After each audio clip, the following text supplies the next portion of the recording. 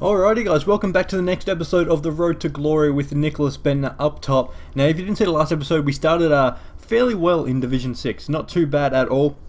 Pretty sure we got 2 wins and a loss, so we would have preferred 3 wins, but what can you do? So the first game in this episode actually coming up against a very solid Liga BBVA team, as you could see there. So we're going to try and do our best against Messi, against Bale, against Neymar and everyone there. The first chance actually fell to us with Kvist getting the ball over the top. Fairly sure he's left-footed though, so that was probably going to be very tough no matter what.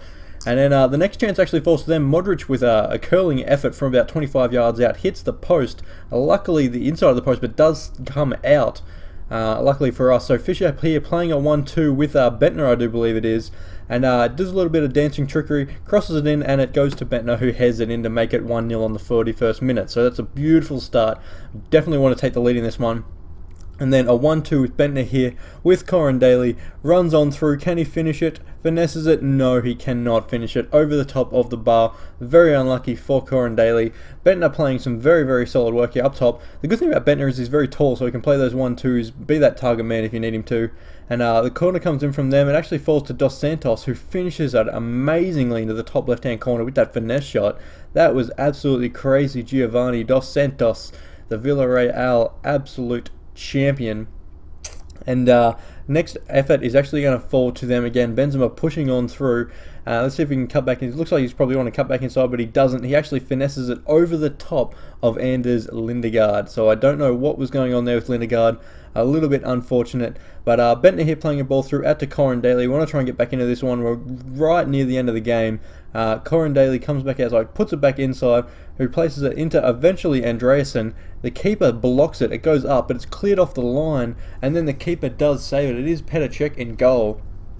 Does save that shot, but then he throws it straight at Sean, who gives it to Bendtner, who actually does a nice little over the top through ball, chip, dink ball to Sean, and makes it 2-2 in the 87th minute. So that's not too bad at all. We're going to see if we can get one more goal, but it looks like it does actually end up 2-2. So unfortunately, we could not get the win there, but we did actually get a point, which is actually good because we were coming from behind there. So not too bad at all. The next game of the episode is actually against a fairly interesting team. Not a lot of chemistry, as you can see there. The only actually decent chemistry link is there from, I think it's Ansaldi, the left back, and Danny up at left wing. So not the best of chemistry right there at all.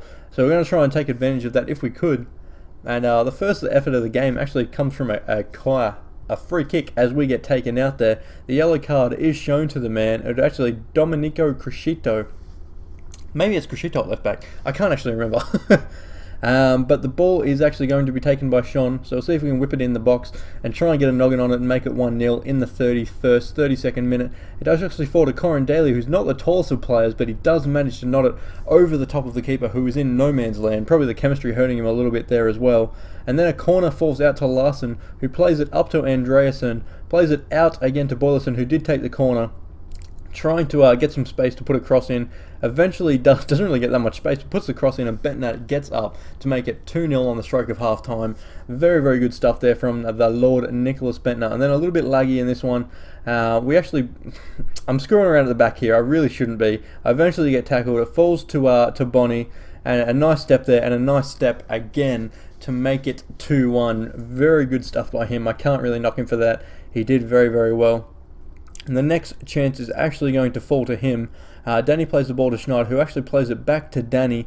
Can he do anything with it? A beautiful save there from Lindegaard. Absolutely crazy, and that is how it ends. So Lindegaard keeping us in that one to get us that 3 points. A 2-1 victory over a pretty poor team, to be fair, with all that chemistry. But then we get against a Liga Portuguesa team, a Primeira Liga team, with an informed Danilo, who I absolutely love.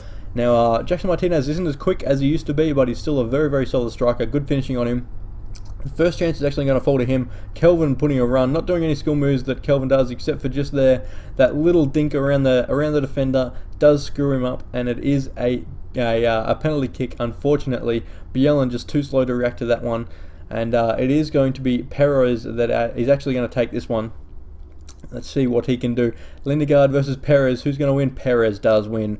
Rockets it up into the top right-hand corner. A very good penalty. I don't think many keepers would have staved that, to be fair. So a 1-0 lead by him. early on, and then the next episode is going to fall to us. Andreasen plays it out to Fisher, who plays it straight through to Corin Daly. Bentner is over the top, into the middle, a nice little dink ball over the top to Bentner, slots it under the keeper to make it 1-1 in the late 30s of the minute there. And then Fisher again playing a 1-2 here with Bentner. Bentner putting it back to Corin Daly, over the top to Bentner. Can he finesse it? He can. Makes it 2-1 in the 41st minute. A beautiful finish there by the Lord. He's absolutely amazing, Bentner. I can't get over it. And then it is Bentner setting up play to Andreasen over the top here. Andreasen with a little dink inside. Corin Daly again getting his head on it. 2 headers in 3 games for Corin Daly. Not too bad at all for a little fella. Doing the business that we need him to do, really. Andreasen powering through here, creating the space for Kvist, and on his rightful left foot, he actually makes it 4-1 in the 58th minute. So that's exactly what I want to do. I want to try and get some more goals, power away from these guys. And Kvist here plays it through, doesn't quite make it to Sean, but the guy makes a bit of a hash of the clearance, falls to Corin Daly, who puts it over the top to Andreasen, who manages to tap it past the keeper in the 68th minute to make it 5-1. That's a beautiful finish there by Andreasen. He's actually turned out to be a bit of a boss. And then Martinez gets played through here. See what he can do. He's actually run inside, uses his little bit of turn of speed to get around our defenders, and makes it 5-2. It's probably too easy. Terrible defending on my part. But that's actually how it ends. So that one ends 5-2, and that is the end of the episode. So not too bad at all. We get a draw and another 2 wins. So we are now 4-1-1, 13 points with 4 games remaining. We only need a win to get promoted, and probably another 2 wins to get the title. So not too bad at all. So hopefully in the next episode we can get that title, move straight up into Division 5. So hope you guys enjoyed this one. I've been Vio, and peace.